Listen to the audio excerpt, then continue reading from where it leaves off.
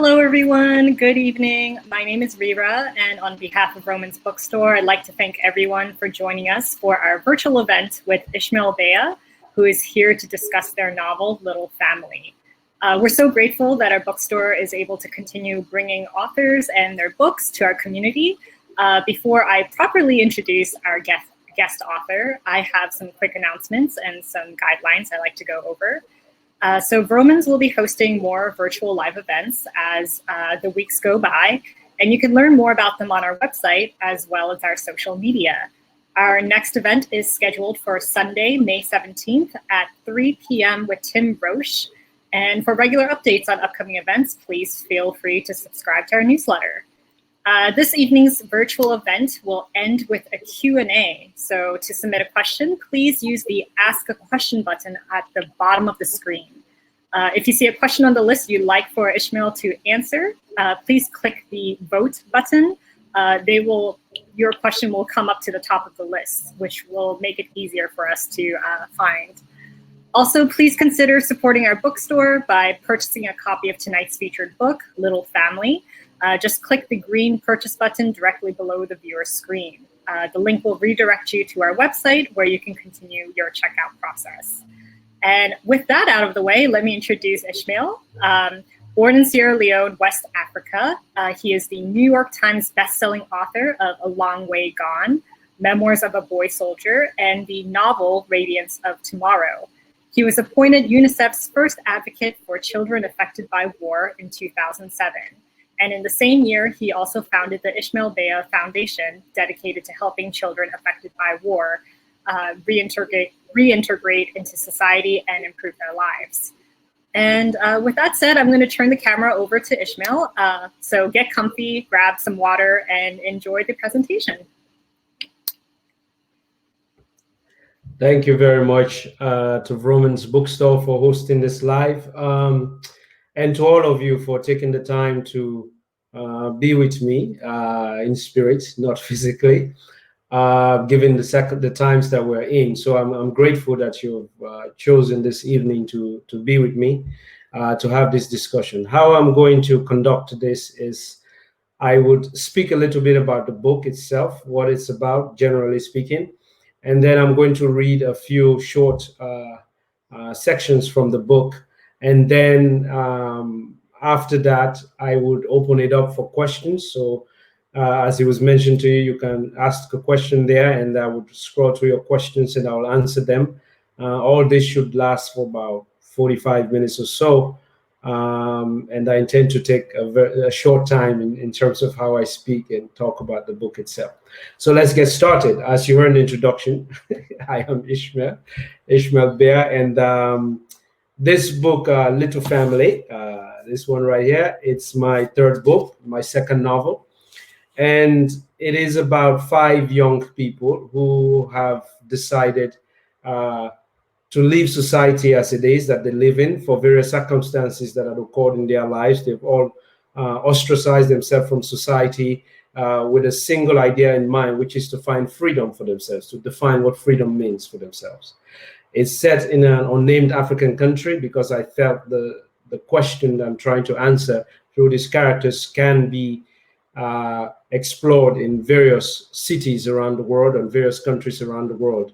As a young people trying to define what freedom means for them, with what society has in mind for them, the traditions, the import of ideas and values, and how do you find the gray area, the gray scale for yourself to be able to find freedom in your own words, in your own way. So these 5 people have come together and they live on an abandoned plane, a relic of their country's past, and they form this little family.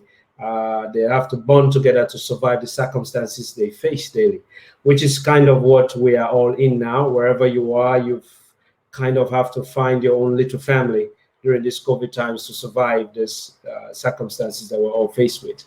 And I really wanted to draw on the unconventionality, basically, of family. Throughout our lives, we all create bonds with people and create little families to accomplish something. It could be a project you're working on, a company you're setting, or maybe, I don't know, you don't like some members of your own family and you want to find new ones. Whatever it is, we're always, as human beings, we're creating and recreating ourselves. And therein lies the beauty of how we find who we are and how we hold on to the things that are dear to us with the people that share that value with us, irrespective of where they're coming from. So the idea of writing this book really came out of, I was going home in my country, Sierra Leone, as I often go. Usually when you fly into most African countries, there's a delay wherever your transit point is in Europe or the Middle East, that usually don't get into the country at a decent hour. In this particular time, I was able to get into Freetown, the capital city of Sierra Leone, during the daytime. And when as the plane was landing, I could see on the side of it that there was this carcass of a plane that was next to the runway. It was beautifully covered in foliage, but something about it was screaming out, trying to not be forgotten, basically. And I thought to myself, wow, it would be really interesting to write a novel about characters who live on that plane. And I tried to imagine how that plane came to be down in this particular area. And that's how the idea came about. And then the question to answer the question that I posed earlier about freedom, then I thought to myself, okay, these 5 characters, which is 2 girls, one starts off, she's 18, and the other one is about 9, 10, and then 3 boys of various ages, they live on this abandoned plane. And so you get to see from their perspective, living on this plane, how they go into society, but also one of the young woman, Kudimata, her life get intersected with the affluent members of this the country that they live in, and she starts to think about how she can make that transition from this little family to them or not. So that push and pull kind of becomes part of the expanding the breadth of the story in the novel. So you see other parts of a cosmopolitan African city. So as I'm trying to get these characters to answer the question of freedom, there are also moments in my life that came into the novel, moments that sort of, I guess, had an impact on my imagination or my imaginative landscape. For example, during the writing of this book, my family and I, due to the work of my amazing wife, works for the United Nations, we were able to live in Mauritania. We lived in Nigeria. We visited Senegal on and off. We lived in Sierra Leone. We lived in Los Angeles. So with all these places, they played sort of a strong sort of impact on my imagination and how I created these characters. For example, Kudimata's character, who was a character that I really wanted to show a young African girl who is unapologetically herself, who's trying to be as free as she can be, but also discovering her femininity in the course of the novel. And how I wanted to make this character strong, because I have 2 daughters, came from imagining what types of girls I want them to be, what types of women I want them to grow up to be.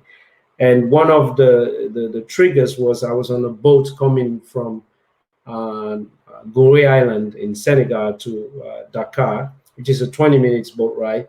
And I was sitting with my first daughter at the time, Kema, and there were some young men and then an older man across from us. And they basically were looking at Kema and they said, we know she's a girl, but why don't you guys pierce her ears so we know immediately when we look at her that she's a girl? And this really disturbed me. And I asked my question, why should a man even care, or why should a man think that they are responsible for determining how a woman expresses her femininity or however they want to express themselves? So that response comes through the creation of this character as a way to not subscribe to that sort of way of being, because how society demands it of a young woman.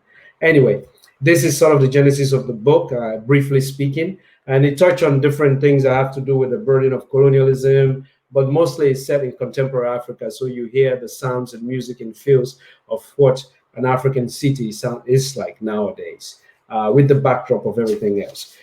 So what I'm going to do is I'm going to read the opening of the novel, This Little Family. And the opening is it's really an invitation into the world of the characters. But this invitation was very purposeful in the sense that I wanted to give agency to the characters that I was writing, and that agency is that they would invite you into the story on their own terms, and they would tell their own stories to you. So you would not have certain context to their lives because they don't want you to have it, but by following them, you get invested and would not really care what the past has been, because I also believe that how we function in the present says a lot about what our past is. So without having to explain all of those things, just the action in the present gives away who they are.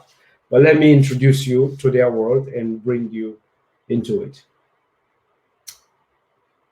If you are to walk toward a field that lies at the edge of the small town of Foloya, when the sun is awake in the sky, you will hear the breeze whistling through the grasses, parting the dry and green strands as it makes its way to you. Or maybe you will think it is the rustling of someone hiding under the vast shrubs.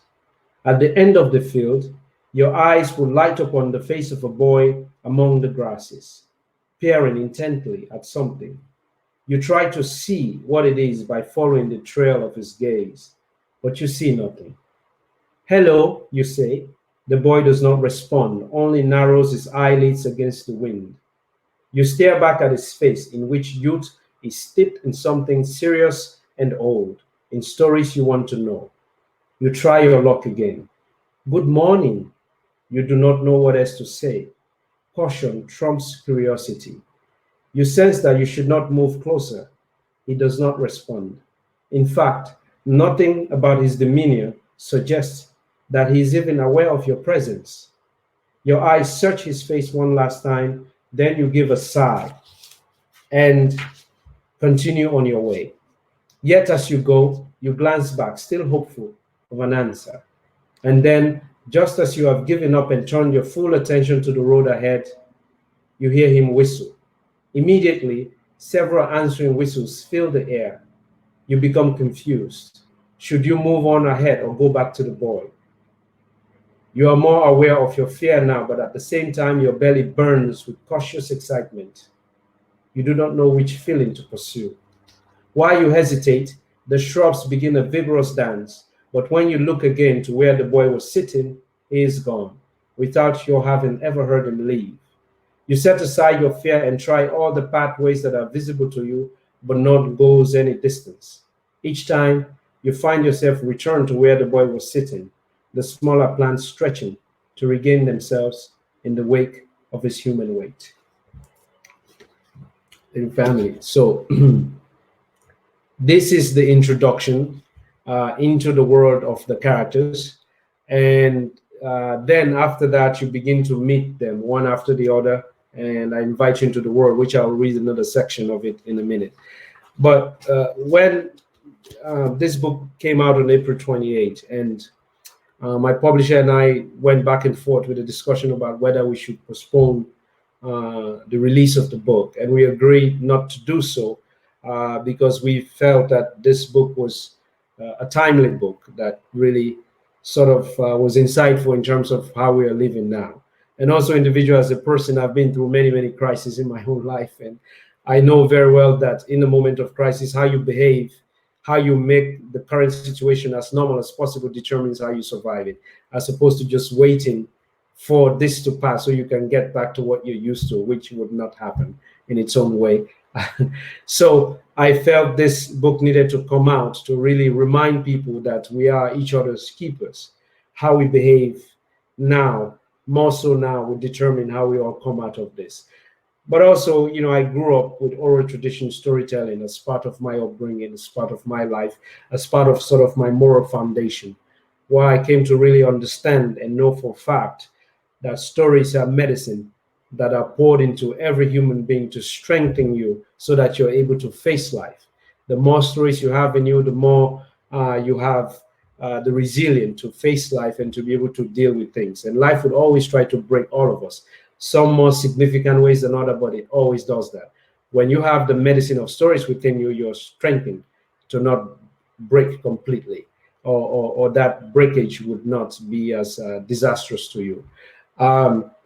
So as a writer, when I started writing, I wanted to honor this tradition. So everything that I write, I see it as a small medicine that I pour back into the world to enrich humanity, to give eyes to revisit our lives and perhaps feel good about it or enter into the world of others that perhaps are less fortunate as we are, but not to feel bad about our fortune, but rather to appreciate what we have and to learn wisdom from others that we don't share. We may not think we share anything with, but we'll soon realize we do. So anyway, I do hope that when you get a chance to read this book, you feel that medicine that I'm trying to pour back into the world a little bit.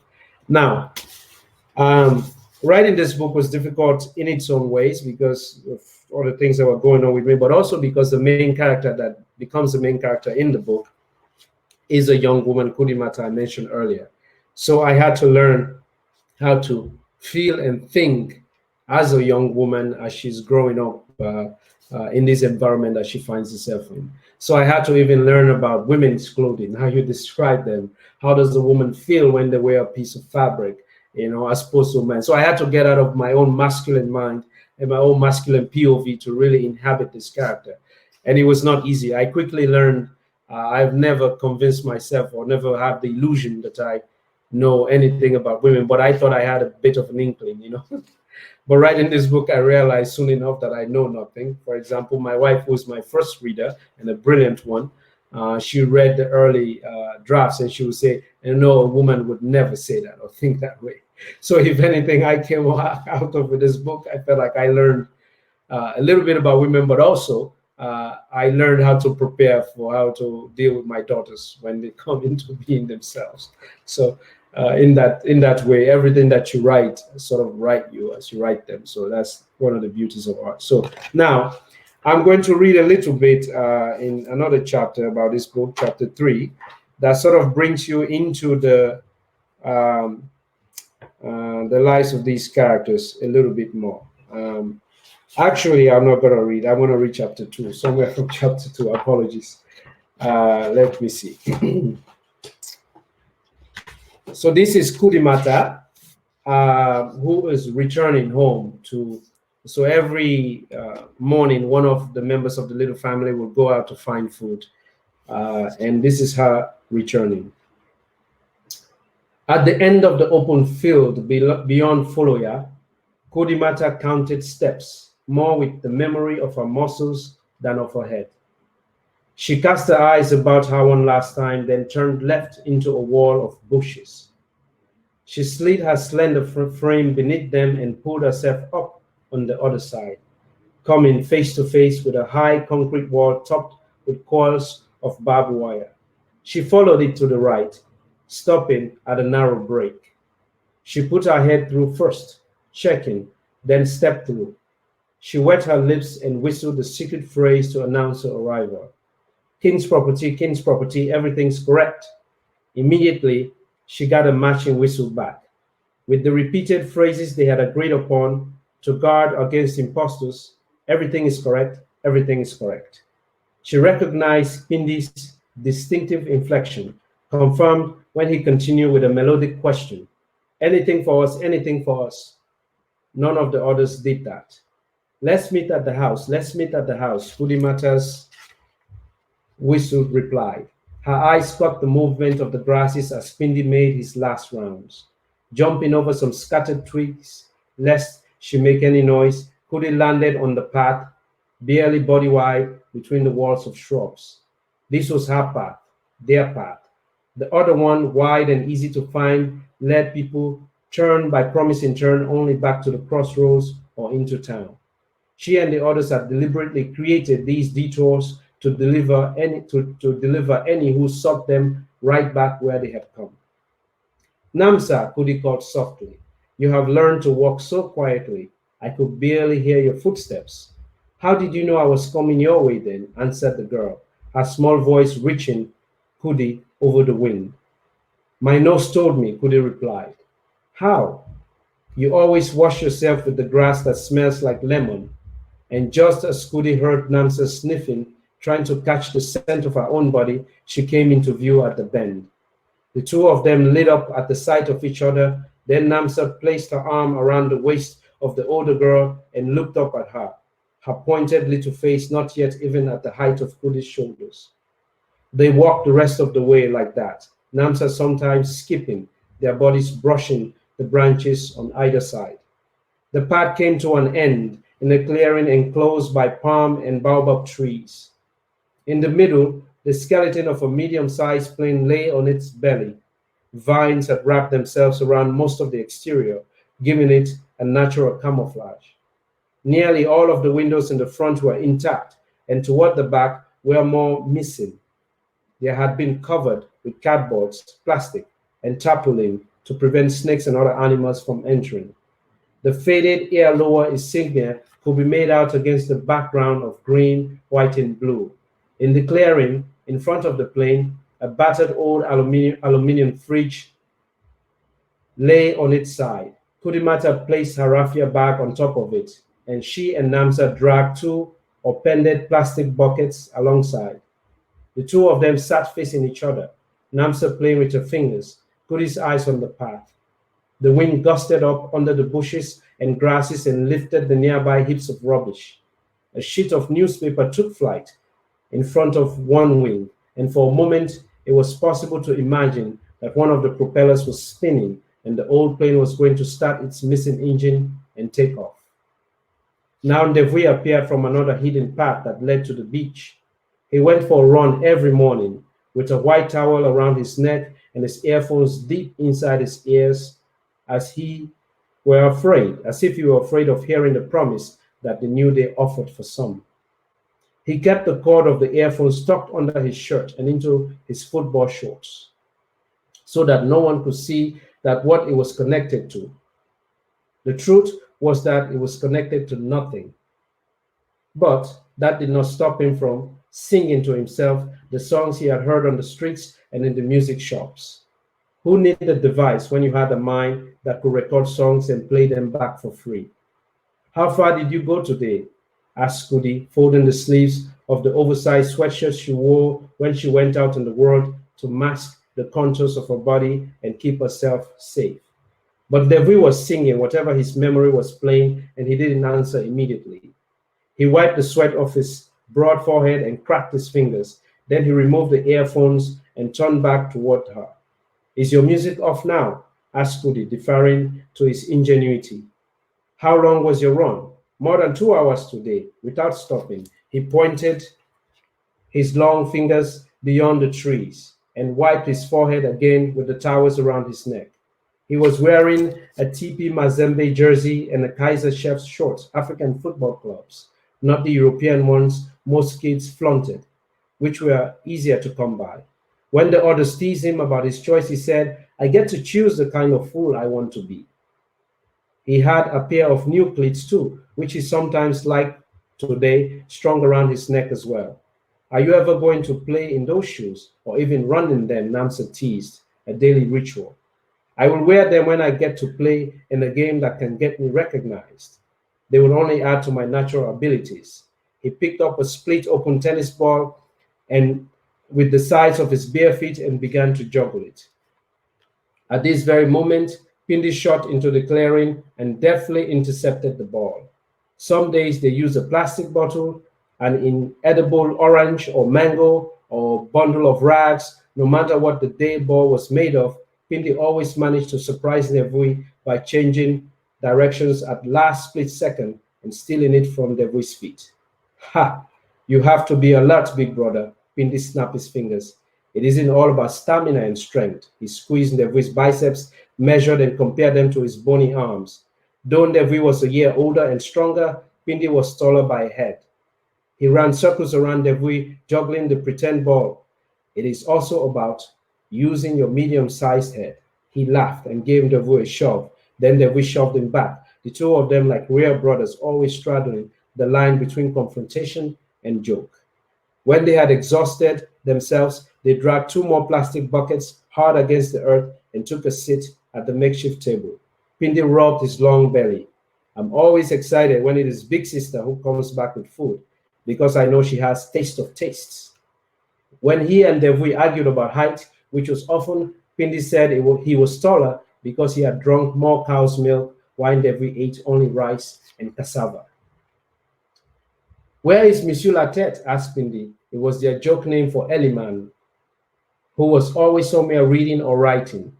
Eliman read not with the visible discipline of someone who had acquired the skill later in life, but with a kind of effortlessness, a second nature that suggested he had come from privilege. But Eliman never spoke about his earlier life any more than the rest of them did. They knew only that of the 20 years of his life, he had spent 4 living in the plain, the first year all alone. Pindi had arrived next, then Kudi, then Devui, and last of all, Little Namsa, only 6 months before. So, as I was mentioning earlier, I wanted to bring you into the world of characters. So now you've met Kudimata, you've met Namsa, these are the 2 girls, then you've met Devui, Pindi, and Eliman, who is a bookworm. So these young people are psychologists, economists, painters, of how they look at their environment, and philosophers, and how they try to get what they need so they'll be able to survive.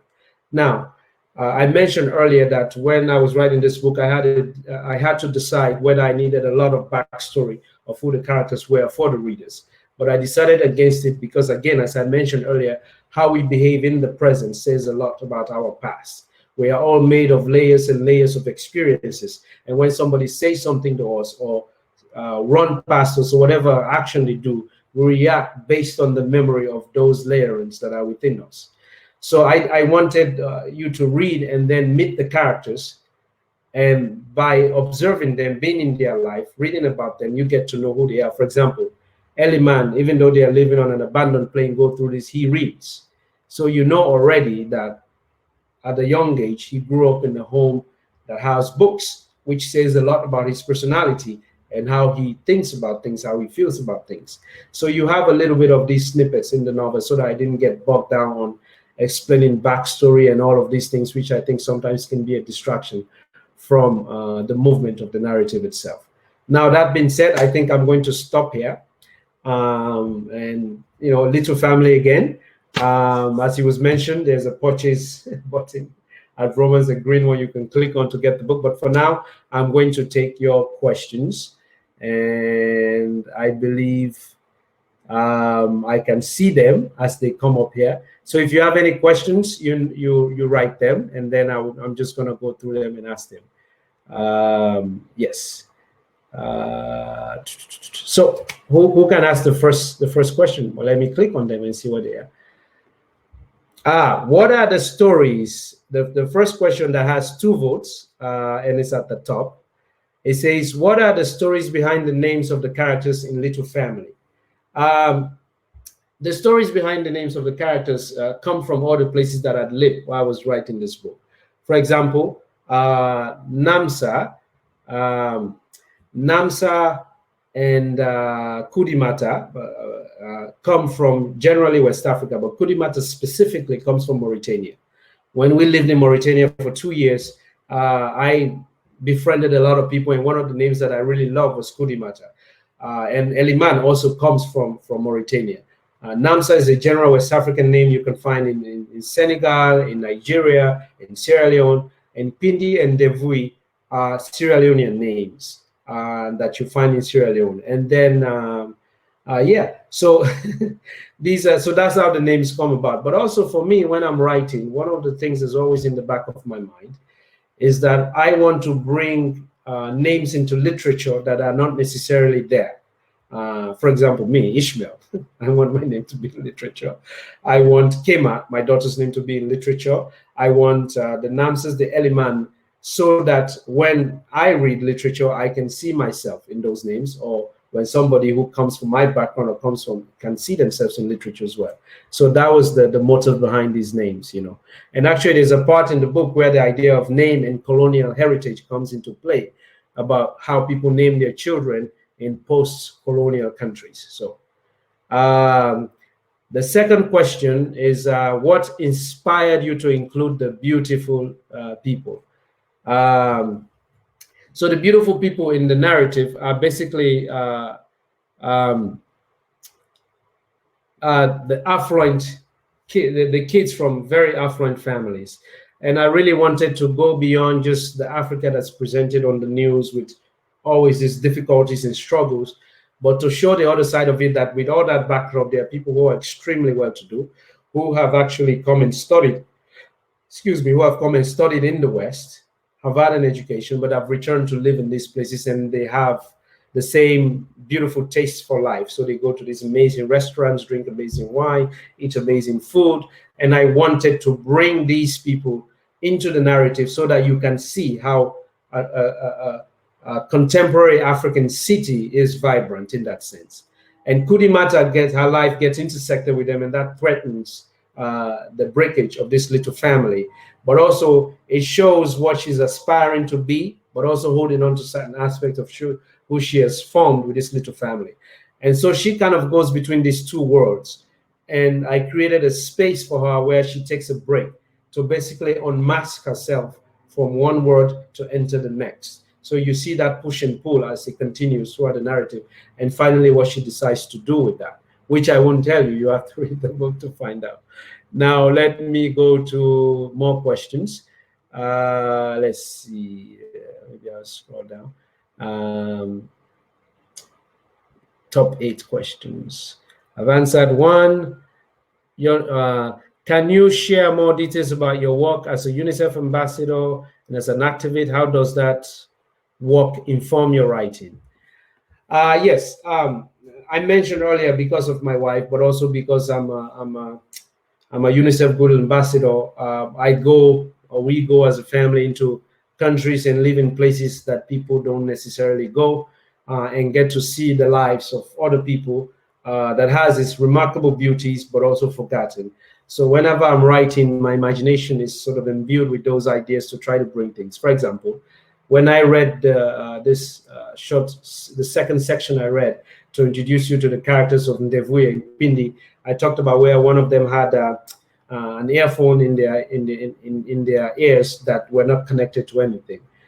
This idea really came from, I was in Central African Republic as a UNICEF Good Ambassador on a mission for the negotiation and release of children from armed groups, which my wife was on that and a few other UNICEF workers. And as we were talking to the main commander in this town that was basically taken over by this armed group, there was a boy standing on the side, sort of witnessing this negotiation taking place. And he had no shirt on, he only had a pants, the place was hot. And so but he had molded 2 earbuds, and one was made of clay, and one was in each ears. And then he had equally molded a sort of a smartphone or whatever his imagination of it looked like, and he had it in his hand, and he was standing there shaking his head as this basic village was collapsing. And I remember thinking to myself, that boy is going to survive because nobody can shackle his imagination. His imaginative power has soared above whatever was happening in this village. So when I was writing some of these characters, that feeling of that boy and that moment sort of was part of how I wanted to create certain characters to show that on the African continent, you meet kids who may be 16 years old, but they've lived life that's 60 years old somewhere else in the world. They have that kind of intelligence and experience. Yeah, so those are the inspirations that come from those moments. Let's see. What else? How was your experience from switching from writing a memoir to a novel?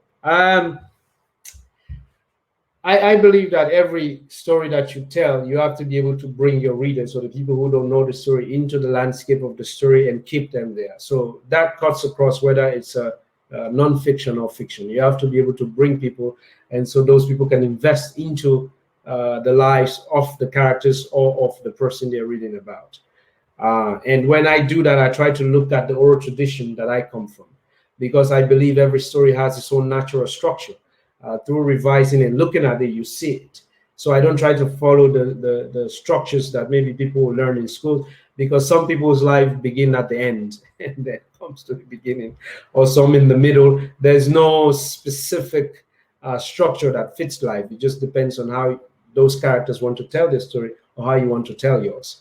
But the difference between writing fiction and non-fiction is that for the non-fiction, I knew what I wanted to write about. It was a story I knew. I was afraid to go to it. I just had to select aspect of it to make the point I wanted to make.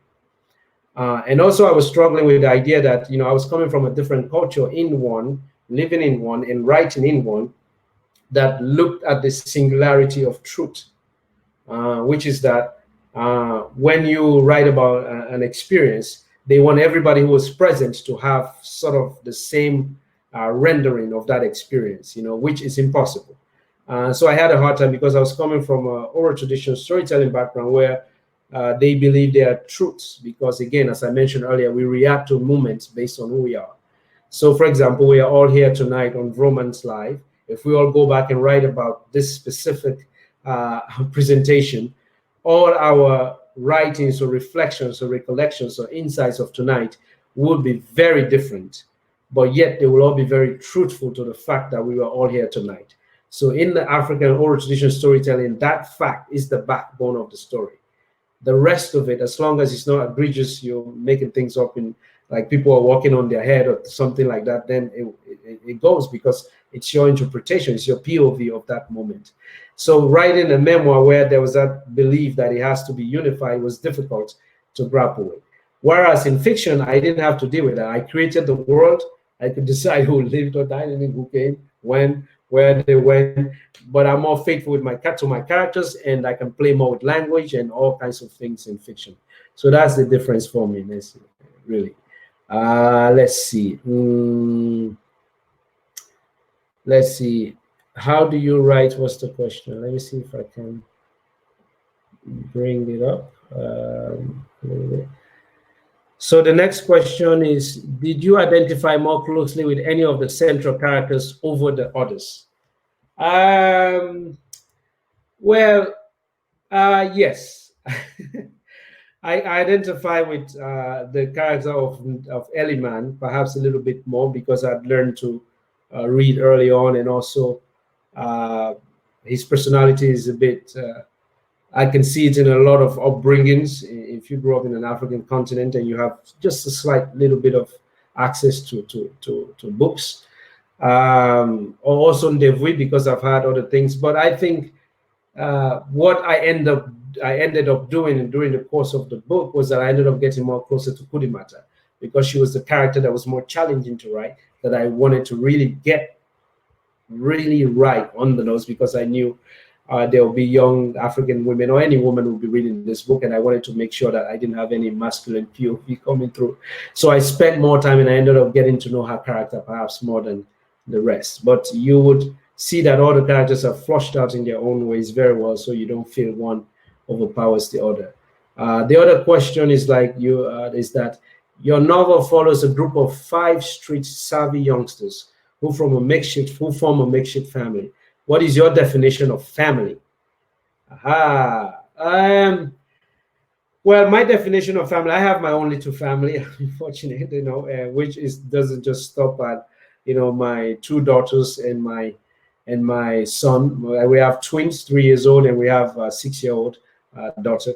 But also over the last several years, as I've grown into a fatherhood and just a human being, I've met remarkable people who have become part of my small family. So I'm always adding members to this new family as I grow as an individual, what I hold there and things like that. So my definition of a family is really the people that you have to bond with, the people that love and care for you. They don't necessarily have to be blood. The people that you share a certain value with to form your own little tribe or your own little family. And you take on the world in whichever way you want to be free in your own way. So for some people, it could be them and their dogs, and that's what they find close to. Or for some people, it could be, same sex, some different. So family, I don't look at it as a conventional aspect of it, where you have the mom and the dad and this and that. That's not my definition. It's a heart thing. The people that pull your heartstrings, that you have. Things that are very close to without even having ever lived the same lives, and you find those all the time as you get older. So let's see this one. How do you write so lyrically when you write? I love the comment about storytelling. I was doing the other. Sorry, I'm trying to learn about getting all the questions answered. Well, the lyrical writing part, how do I convey things? For me, when I'm writing, most of my characters don't speak English to me. They speak a number of languages that I know from Sierra Leone and others, so they never speak English. So then there's also the translative aspect of it. I have to translate how they're feeling and what they're saying. And as based on the oral tradition, when you tell somebody a story and they don't have to rely on going to page 5 or 6, you have to capture their imagination and keep them in the landscape of the story. So your language, the mannerisms of the characters, the feeling, all have to be very compelling to hold somebody in the story. So when I'm writing, this is where how lyrical everything comes in, because I'm using, because English language is not sufficient to say certain things, the struggle to find the right words or the right description of certain occurrences is what makes that lyrical, because I believe in inviting people to be part of the story rather than telling them which way to go, left or right. I also trust in the intelligence of my readers to draw certain conclusions. So my sentences are very well thought, precise, sharp. They go to the point, but sometimes you have to reread them to know that where you are. I also believe that language fits landscape. So when I'm writing, I'm very aware of where I'm writing about and how that language will fit that specific environment. For example, if I was writing about an older person in an African setting, they would not say to young people who go by, they would not say, hey guys. That immediately puts it in another space. They will say, you children. They will not call them by names, because in this context, when you get called by your name from an elder, you know that you've done something wrong and something's happening. So if that happens in the narrative, that's also an indication for you. Be like, why are they calling? So I'm very aware of language and landscape because I've lived through different cultures. I also know how language affects how you enter a certain phrase, how you feel about a certain way. So I even use language in a way that is almost like an enjambment for you to know that this is not coming from a native English speaker, for example. So I do these things deliberately to make that lyricism and bring you into the story. Let's see. You've written about lived in and walked in crisis. What is your advice for all of us going through what is for many of us our first crisis with COVID? Yes, I mean, you know, I was meeting with some friends yesterday, and we were having this discussion about how human nature, we are very good at sort of getting used to a situation and normalizing whatever is going with us. For example, when I was in university, the idea of the world being the way it has been before COVID for traveling, nobody would have imagined. You used to walk somebody all the way to the mouth of the plane and say goodbye as they boarded the plane. But after September 11, all that changed to the point that people don't even think about that anymore. You go to the airport, you take off your shoes, you go through security, you get scanned, you put your hand up, you do all kinds of gymnastics to catch your plane.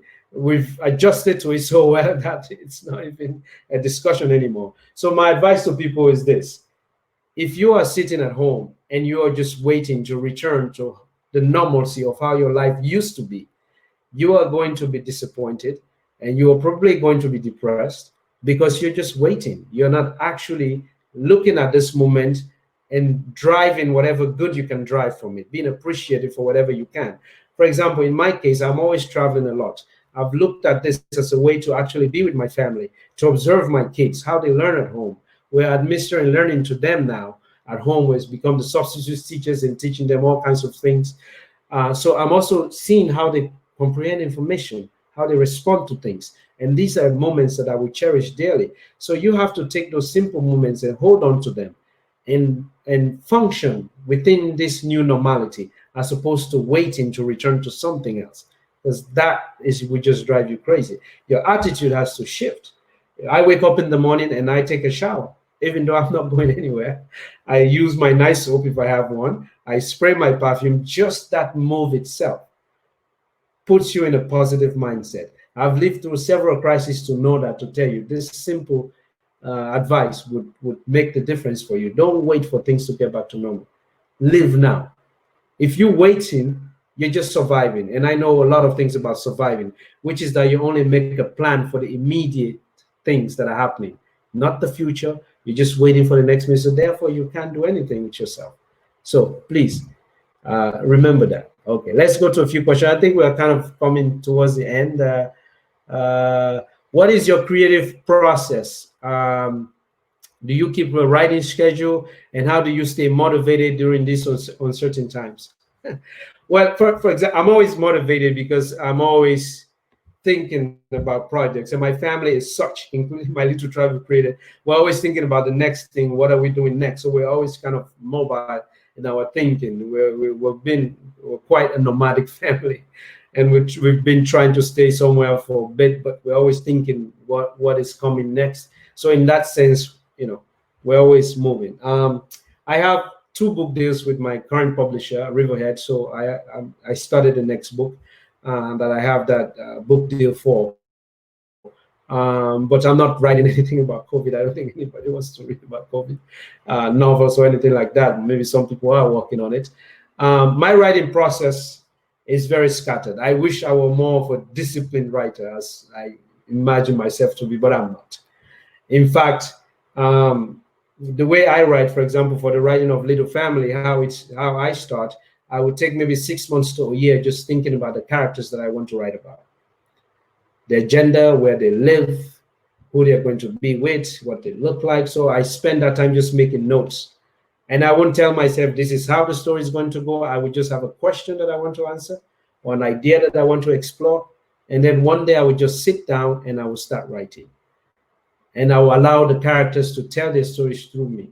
I believe that once you decide where the story is going to go, you kind of take away the magic of the possibilities that come out of just being faithful to your characters and inhabiting them fully so that you can express their stories on paper. So that's how I write. Once I start writing, then I start writing late at night. Anytime after 1 a.m., I'll write all the way down to maybe 6, and then I'll sleep a little bit, wake up, get some coffee, and then I'll edit during the day. I was telling you that I wrote this book in so many different, in Senegal, I wrote it in Sierra Leone, in Mauritania, in Nigeria, and even in Los Angeles at the moment. At the time, we were living in Santa Monica. The friends were living in Santa Monica on the East Rustic area. And I used to walk all the way to the public library in the Pacific Palisade Public Library in the hot summer to sit there and read. And I have some friends probably on this call who know that. So in the Pacific Palisade also was part of the place that I wrote. So it does just show you the places all the way from Mauritania, Nigeria, Senegal, Sierra Leone, to Pacific Palisades, Santa Monica, Hollywood Hills. And so this novel has been to many places. So I've learned to write in different environments and adjust to different spaces to be able to continue doing my work. Once I start, I can't stop until it's done. But otherwise, it takes me a while. I'm a bit of a lazy writer. I could be more serious in terms of how quickly I write. Let's see. Hi, Ishmael. So I think we have time for one more question. All right. That is the voice of Vroman. Okay, so we have one more question. All right. I'll end with this one. Can you explain the meaning of the Mende proverb at the beginning of the book? Proverb seems to be quintessential. Stories as medicine. Yeah, so the book opens with a proverb that perhaps is easier to read it quickly before. It's very short, and it's at the beginning of the book. And it's a Mende proverb, which is Mende is my first language that I spoke in my life, but it's also my tribe, so it's my tribal language. So this is a proverb. It says, for those who have no voice, silence remains the unbroken truth. And every so often, that silence is torn by a roaring. And so this, it's self-explanatory, but what it really is trying to say is that when people are silent about a certain truth that they haven't quite found the tongues or the words to speak about yet, their silence perhaps speaks more volumes, and it's actually has developed a kind of resistance to whatever injustice they're facing. You only allow people to destroy you or to do something to you or to hurt you or to do things if you allow them into your silence itself. And in your silence, you have the capacity to regroup, to create the springboard, the foundation, to resist whatever is being brought to you. And then when that silence no longer becomes one, because you want to say something, then you're actually ready to voice what you want to resist. Or if you choose not to voice anything, that resistance itself is powerful, because that person can no longer get a psychological, emotional hold on who you are. So that's the long explanation of this proverb that usually is told in the beginning of a news story, that teaches you how to resist negative influences, particularly of the other, but how to derive knowledge from them as you resist their negative influence. Because every encounter has wisdom. It depends on how you want to extract that wisdom, or whether you have the ability to see it. So anyway, that being said, I want to thank Vroman for hosting us, and to all of you for joining. And please support your local bookstores in these difficult times. The indie bookstores have been wonderful in taking care of all of us writers, and this new space that we all have to do book tours on. And I do hope if we all get back out at some point in somewhere, I'll be able to see you and perhaps sign your book in person. Thank you for always following my work, and have a wonderful evening. And thank you so much, Ishmael, for giving up your time and having such a wonderful talk. I wish we can have an applause, but obviously we're in a virtual event, so that's impossible. But thank you so much to everyone who tuned in this Friday evening. Again, please consider supporting our bookstore by purchasing a copy of tonight's featured book, Little Family. You can do so by just clicking on the green button below. And we are open for curbside pickup. So if you would like to submit an order online, please check our website. And also, if you'd like regular updates on our upcoming events, make sure to follow us on Crowdcast and subscribe to our newsletter. And we are also selling ebook and audiobook versions of Ishmael's book, Little Family. So you can check out the links in the chat. All right. Thank you so much, everyone, and have a good evening. Thank you. Right. Bye. All right.